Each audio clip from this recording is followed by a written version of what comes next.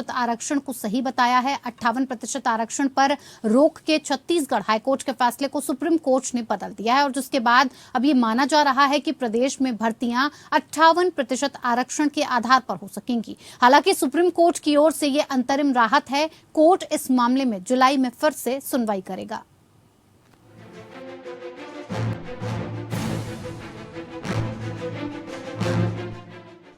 Supreme court ने छत्तीसगढ़ में भर्ती, प्रमोशन और एडमिशन में 58% आरक्षण पर लगी रोक को हटा दिया है। मतलब कि अब छत्तीसगढ़ में 58% आरक्षण के तहत नियुक्ति और पदोन्नति होती रहेगी। छत्तीसगढ़ हाई कोर्ट ने 58% आरक्षण को खारिज कर दिया था। छत्तीसगढ़ सरकार ने 2012 में 58% आरक्षण की अधिसूचना जारी की थी, जिसे हाई कोर्ट ने रद्द कर दिया है।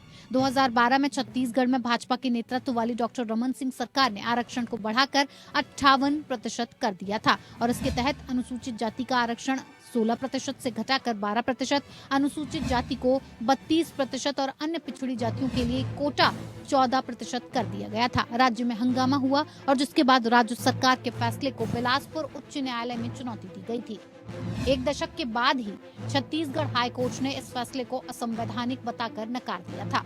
कोर्ट ने कहा था कि आरक्षण को 50 से बढ़ाकर 58% करना असंवैधानिक है। कोर्ट ने आबादी के अनुसार आरक्षण देने को भी गलत माना था, लेकिन अब सुप्रीम कोर्ट ने हाई कोर्ट के इस फैसले को पलट दिया है। आरक्षण के साथ ही तत्काल भर्ती और प्रमोशन करने के निर्देश भी दिए गए हैं। राज्य में विभिन्न सरकारी विभागों में अब जल्द नई पदों पर भर्ती के लिए नोटिफिकेशन जारी हो सकती है। छत्तीसगढ़ में नई भर्तियां CGPSC यानी छत्तीसगढ़ पब्लिक सर्विस कमीशन द्वारा कराई जाती है। हाईकोर्ट ने आरक्षण को लेकर 2012 में लगाई गई याचिकाओं की सुनवाई करते हुए ये फैसला दिया था। इसके खिलाफ गुरु घासीदास साहित्य एवं संस्कृति अकेडमी, PR खुंटे और सत्यनाम सेवा संघ रायपुर सहित अन्य ने हाईकोर्ट में याचिका लगाकर इस अधिसूचना को चुनौती दी थी। इन याचिकाओं के बाद 17 और याचिकाएं दायर की गई, जिन पर हाईकोर्ट में एक साथ सुनवाई हुई थी। दरअसल इससे पहले 2022 में छत्तीसगढ़ हाईकोर्ट ने भूपेश बघेल सरकार के आरक्षण का दायरा बढ़ाकर 58% करने के फैसले को असंवैधानिक बताते हुए इस पर रोक लगा दी थी, लेकिन अब सुप्रीम कोर्ट ने हाईकोर्ट के आदेश को पलट दिया है। हालांकि अभी ये राहत अंतरिम है, मतलब अगली सुनवाई या नए तथ्य के आने तक भर्तियां की जा सकेंगी। इस पर अभी कोई अंतिम फैसला नहीं हुआ है। यहाँ करीब 2 साल से आरक्षण विवाद के कारण भर्तियां, प्रवेश परीक्षाएं रुकी हुई हैं। Bureau report, APN news. Supreme court में देशद्रोह कानून की वैधता मामले पर सुनवाई हुई और इस पर कानून को लेकर एडिटर्स गिल्ड ऑफ इंडिया सहित कई अन्य याचिकाएं सुप्रीम कोर्ट में लंबित हैं। इस दौरान केंद्र की तरफ से अटॉर्नी जनरल ने कहा कि अभी सरकार धारा 124A या देशद्रोह के कानून पर विचार कर रही है। सुप्रीम कोर्ट ने 31 अक्टूबर 2022 को देशद्रोह कानून की समीक्षा के लिए सरकार से उचित कदम उठाने के निर्देश दिए थे। इस कार्य को पूरा करने के लिए सुप्रीम कोर्ट ने केंद्र सरकार को अतिरिक्त समय भी दिया था। साथ ही देशद्रोह कानून और FIR दर्ज पर रोक भी लगाई थी।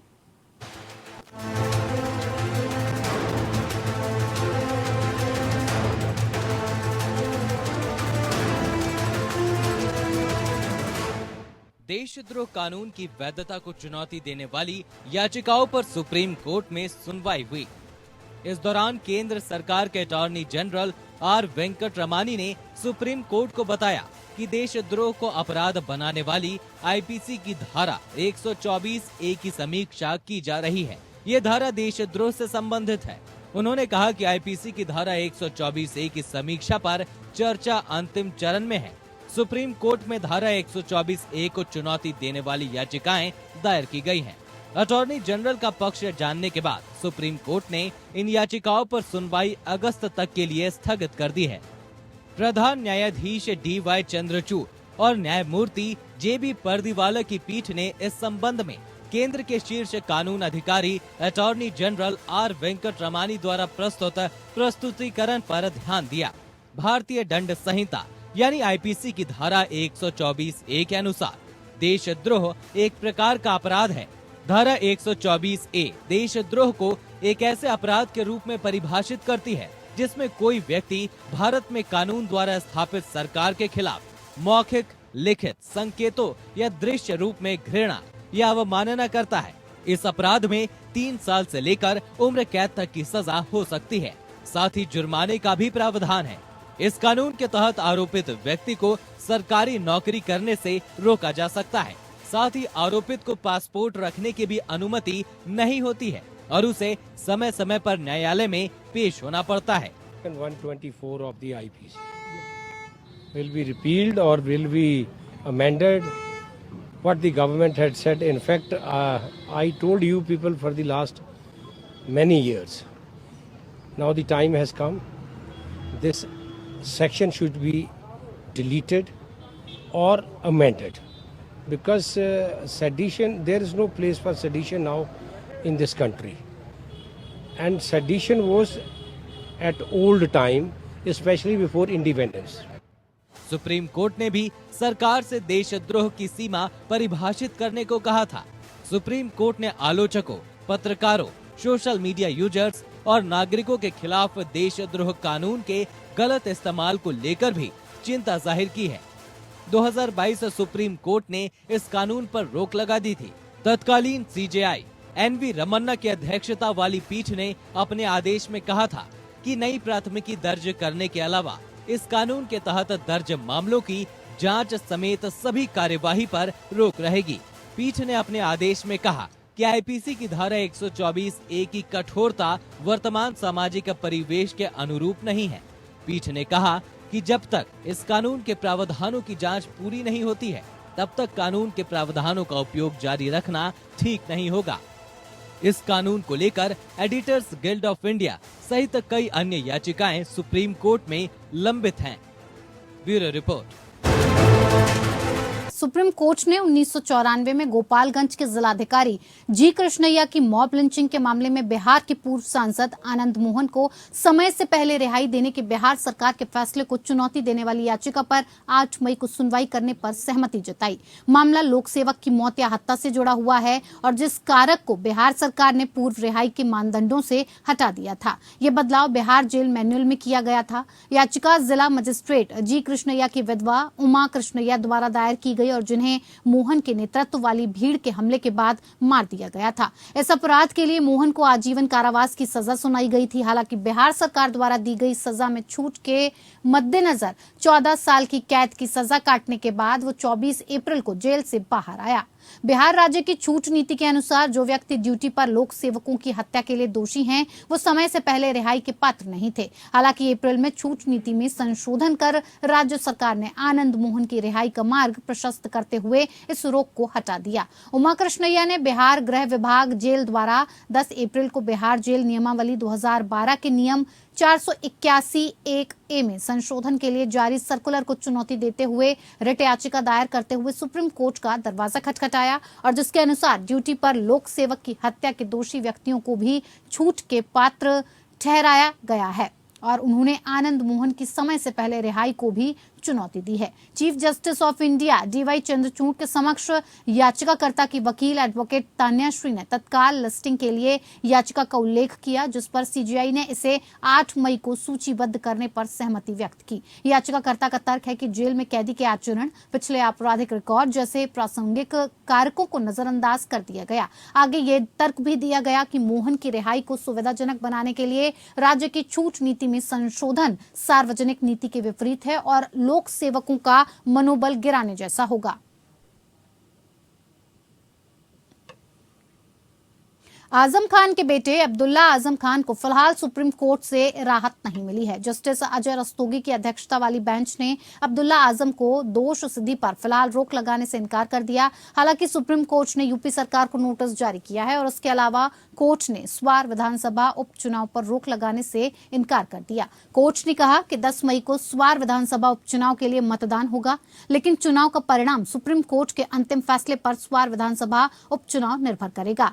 सुप्रीम कोर्ट अब्दुल्ला आजम खान की याचिका पर जुलाई के तीसरे हफ्ते में सुनवाई करेगा। कोर्ट में अब्दुल्ला की ओर से कहा गया कि जब वो धरने पर बैठा था उस समय वो नाबालिग था। ऐसे में उसकी दोष सिद्धि पर स्टे लगाने की गुहार लगाने की मांग करते हुए वकील विवेक तनखा ने कहा कि मामले में जुवेनाइल एक्ट के तहत सुनवाई होनी चाहिए थी। सुनवाई का आधार गलत था, इसीलिए दोष सिद्धि का आदेश भी गलत है। वकील विवेक तनखा ने घटना का जिक्र करते हुए कहा कि अब्दुल्ला अपने पिता आजम खान के साथ रामपुर के पास पास एक गांव में गए थे। स्थानीय लोगों के साथ उनके पिता बातचीत कर रहे थे, तभी पुलिस उनकी गाड़ी की तलाशी लेने लगी और जिसकी वजह से उनके समर्थक नाराज हो गए। उस समय वो सड़क किनारे खड़ी गाड़ी में बैठा था, उसका इस मामले से कोई लेना देना नहीं था। वहीं सरकार की ओर से एडिशनल सॉलिसिटर जनरल नटराजन ने कहा कि सजा पर रोक लगाई जा सकती है, लेकिन दोष सिद्धि यानी कन्विक्शन पर रोक नहीं लगाई जा सकती। खान ने इलाहाबाद हाईकोर्ट के फैसले को चुनौती दी और जिसमें हाईकोर्ट ने सजा पर रोक लगाने से इनकार कर दिया था। अब्दुल्ला आजम को फर्जी प्रमाण पत्र मामले में रामपुर की स्पेशल कोर्ट ने 2 साल की सजा सुनाई थी और इसके बाद उनकी सदस्यता चली गई। इस फैसले के खिलाफ सपा नेता हाईकोर्ट पहुंच गए और वहां से भी उन्हें राहत नहीं मिली। चुनाव आयोग ने इसके बाद विधानसभा उपचुनाव कराने की घोषणा की है।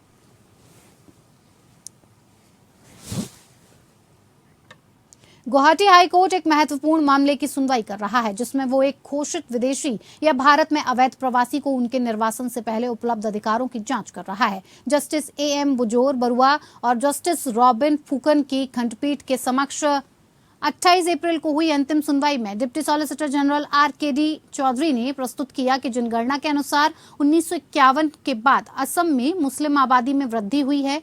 उन्होंने कहा कि ये देश के इस हिस्से को दूसरे हिस्से में ले जाने की चाल है। चौधरी ने आगे ये भी कहा कि 1905 में जब धर्म के आधार पर बंगाल का विभाजन हुआ था, अंग्रेजों ने इन लोगों को नदियों के किनारे बसाया था और इनर लाइन नाम की एक लाइन थी। वे वहां बस गए थे, लेकिन उनके पास कोई कानूनी समर्थन नहीं था क्योंकि ये केवल कागज पर था। अदालत के इस सवाल के जवाब में कि निर्वासन नहीं होने पर विदेशी घोषित किए गए व्यक्ति को क्या अधिकार हैं, चौधरी ने कहा कि वो व्यक्ति केवल संविधान के अनुच्छेद 21 के तहत जीवन के अधिकार का हकदार होगा। जब इस सवाल पर अदालत की सहायता करने वाले एक अन्य वकील ने तर्क दिया कि वो अनुच्छेद 14 के तहत समानता के अधिकार के हकदार होंगे, तो जस्टिस बरुआ ने वकील से स्पष्ट रूप से ये बताने को कहा कि विदेशी घोषित व्यक्ति अनुच्छेद 14 का हकदार कैसे है। जज ने कहा, समान सुरक्षा का मतलब समान परिस्थितियों में समान व्यवहार का अधिकार है और यदि परिस्थिति अलग है तो उपचार अलग हो सकता है। अदालत ने यह भी कहा कि विदेशी अधिनियम की धारा 3 की उपधारा 2E के लिए आवश्यक है कि केंद्र सरकार को यह निर्दिष्ट करने के लिए एक आदेश तैयार करना पड़ सकता है कि घोषित विदेशी कहां रहेंगे, क्योंकि उनके पास संपत्ति नहीं हो सकती है। शिक्षा के सवाल पर अदालत ने कहा कि ये इस श्रेणी के लोगों को दिया जा सकता है और अगर वो देश के लिए अच्छी संपत्ति है तो उनका भी उपयोग करें। कोर्ट ने मामले की सुनवाई 2 मई तक के लिए स्थगित करते हुए कहा कि इस मामले की रोजाना सुनवाई की जाएगी।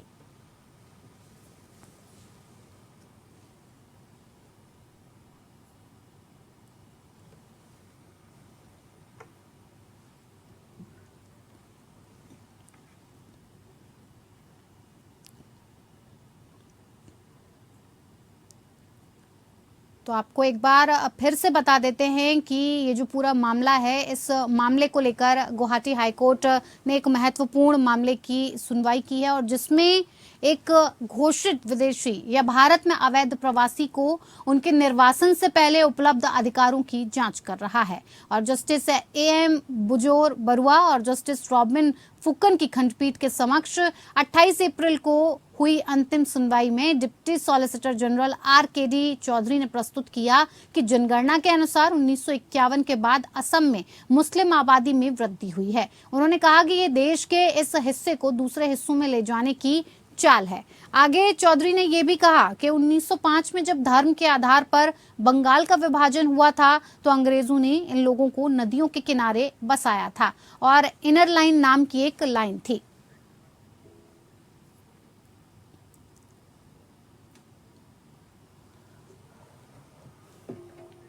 लगभग 1 साल पहले लखनऊ में एक महिला की हत्या हुई थी। हत्या का आरोप महिला के ही 16 साल के बेटे पर लगा था। लड़के ने अपने पिता की लाइसेंसी पिस्टल से गोली मारकर अपनी मां की हत्या कर दी थी। अब इलाहाबाद हाईकोर्ट ने नाबालिग लड़के को जमानत दे दी है। शुरू में कहा गया कि लड़का PUBG गेम खेलने का एडिक्ट था और जिसको लेकर उसकी मां उसे डांटती रहती थी, इसीलिए उसने अपनी मां को मार डाला। लेकिन बाद में न्यूज रिपोर्ट से पता चला कि पुलिस पूछताछ में मर्डर की एक दूसरी वजह सामने आई। लड़के ने स्वीकार किया कि प्रॉपर्टी डीलर लगातार उसकी मां से मिलने आता था, इससे वो परेशान था, इस वजह से मां की हत्या कर दी। मामले में नाबालिग के खिलाफ उसकी दादी ने FIR दर्ज कराई थी। आरोप लगाया कि उसकी मां ने उसे मोबाइल फोन का इस्तेमाल करने से रोका और जिसकी वजह से उसने अपनी मां की हत्या कर दी। जस्टिस श्री प्रकाश सिंह की बेंच मामले की सुनवाई कर रही थी। जमानत देते हुए कहा कि आरोपी एक नाबालिग है और उस घटना का कोई चश्मदीद गवाह भी नहीं है। कोर्ट ने ये भी कहा कि डिप्टी प्रोबेशन ऑफिसर की रिपोर्ट में भी ऐसा कुछ नहीं है कि उसकी रिहाई उसे नैतिक, शारीरिक या मनोवैज्ञानिक खतरे में डालेगी। पॉक्सो कोर्ट ने नाबालिग को जमानत देने से इनकार कर दिया था और इस फैसले को हाई कोर्ट में चुनौती दी गई। हाई कोर्ट में नाबालिग के पिता ने एक अंडरटेकिंग दिया और उसमें कहा गया कि वो नाबालिग के आचरण और व्यवहार का ध्यान रखेंगे और आगे कहा कि नाबालिग भविष्य में अच्छे आचरण और व्यवहार का पालन करेगा। कोर्ट ने देखा कि नाबालिग जून 2022 से चाइल्ड प्रोटेक्शन होम में है और उसके पिता ने अंडरटेकिंग भी दिया है और इसे ध्यान में रखते हुए हाई कोर्ट ने नाबालिग को जमानत पर रिहा करने का आदेश दिया है।